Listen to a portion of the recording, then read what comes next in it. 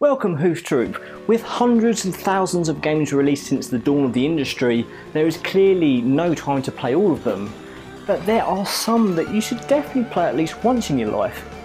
These are the essentials.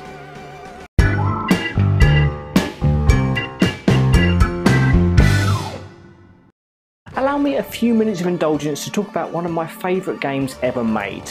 You may or may not be surprised to know that for me personally, the 16-bit era was the golden age of gaming.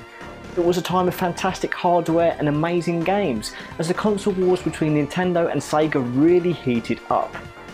Now, while I wear my allegiance to Nintendo almost literally on my sleeve, I was also a big fan of the Sega Mega Drive, or Genesis to my chums over the pond.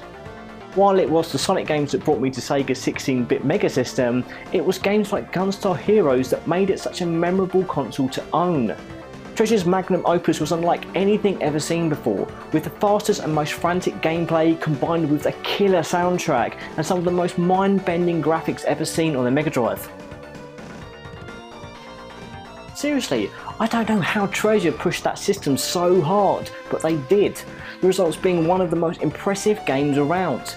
But it also innovated in other ways, such as allowing you to choose which order you tackled the first 4 levels. Of course, the one correct first level is Black Silly Dice Maze, a level that starts off quite normally until you enter a room, only to be greeted with an actual board game, complete with a dice you have to roll by throwing it. As you can see, although this is a shooter at heart, you're also able to pull off some impressive melee moves, including kicks, punches, throws, diving attacks and slides, making for a very versatile combat system. It's amazing how well the combination of short-range melee attacks and long-range weaponry flows so well in such a fast-paced game. And then there's the weapon system, in which you can not only equip 2 different weapons at once from a selection of 4, but you can also combine those weapons to make anything from a rapid fire stream of bullets to an almost godlike homing laser weapon that almost breaks the game. It's quite tempting to always use the homing laser combo, but even the other weapons have their merits in particular scenarios.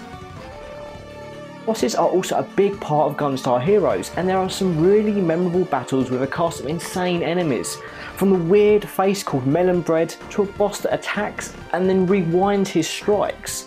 They're challenging but ultimately incredibly fun to battle, which makes you excited to keep playing and see what strange beast is thrown your way next. This game is so incredibly playable that I still regularly replay this game over 20 years after its initial release. It's just been ported over to the Nintendo 3DS in a special 3D Classics edition with 3D visuals and added modes, and it's just as playable on the smaller screen. Quite frankly, this game is amazing, and that is why Gunstar Heroes takes its place as one of my very first essentials. I hope you enjoyed this video, and if you did, please subscribe so you can at least keep up to date with every video I release. Thank you very much for watching, and until next time, keep gaming positive.